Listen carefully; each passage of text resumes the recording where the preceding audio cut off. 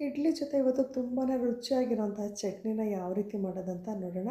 ಇದು ಇಡ್ಲಿ ಜೊತೆ ಅಲ್ಲ, ಬಿಸಿ ಅನ್ನಕ್ಕೂ ಚೆನ್ನಾಗಿರುತ್ತೆ. ರೊಟ್ಟಿ, ಚಪಾತಿ, ದೋಸೆ ಎಲ್ಲದಕ್ಕೂ ತುಂಬಾ ಚೆನ್ನಾಗಿ ಹೊಂದ್ಕೊಳ್ಳುತ್ತೆ. ತುಂಬ ಸಿಂಪಲ್ಲಾಗಿ ಈ ಚಟ್ನಿನ ಮಾಡ್ಕೊಳ್ಬೋದು. ಇದನ್ನು ಮಾಡ್ಕೊಳ್ಳೋದಕ್ಕೆ ಪ್ಯಾನಲ್ಲಿ ಒಂದು 2 ಸ್ಪೂನಷ್ಟು ಎಣ್ಣೆ ಹಾಕ್ಕೊಂಡಿದ್ದೀನಿ. ಅದಕ್ಕೆ 1 ಬಟ್ಲಷ್ಟು ಕಡಲೆಬೇಳೆ ಹಾಕ್ಕೊಂಡಿದ್ದೀನಿ.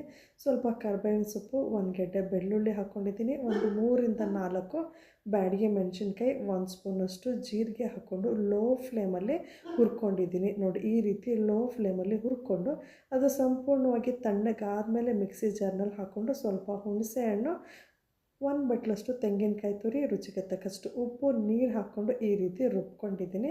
ಇದನ್ನು ನೀವು ಗಟ್ಟಿಯಾಗಿ ಬೇಕಿದ್ರೂ ಮಾಡ್ಕೊಳ್ಬೋದು, ತೆಳುವಾಗಿ ಬೇಕಿದ್ರೂ ಮಾಡ್ಕೊಳ್ಬೋದು.